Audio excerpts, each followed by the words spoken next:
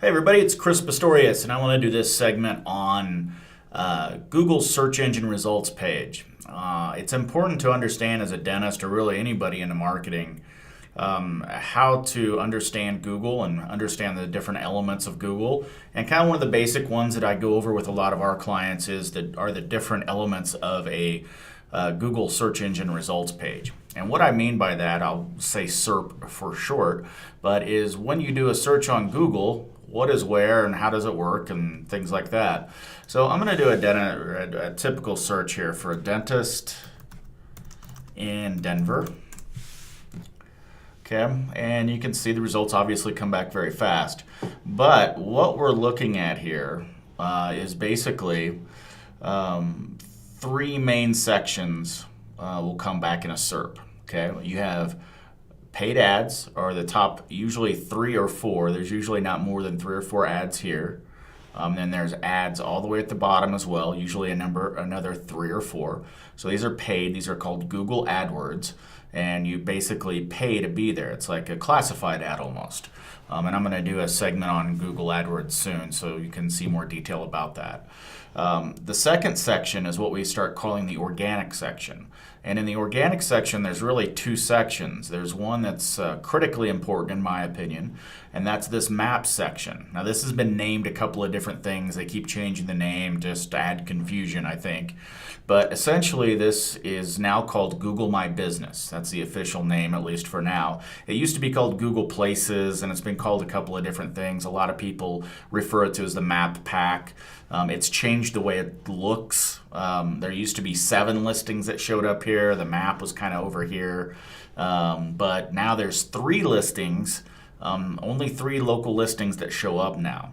And that's made companies like MindJob a little bit harder. Fortunately, we've been very successful with this. I'm going to do another one of these on how to get ranked here and the best way to do it.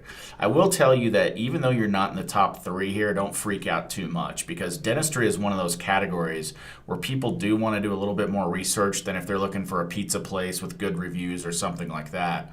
And one of the best things that you can do is, or one of the things that these people will do is they'll see these top 3, and don't get me wrong, it's important to be here. If you can be in these top 3, it can change dramatically your new patient flow for the month.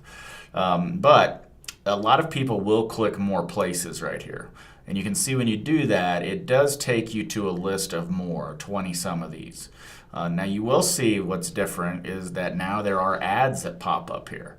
So when you do pay-per-click with Google, not only do you show up where I showed you before, the top and the bottom of the page, but you're also going to start showing up in the local section, and that can be very advantageous as well. But you know, as long as you're ranked here, at least in the top 5 to 10 here, you still got a chance. Now our goal when we do our optimization for Google My Business is to get our clients here.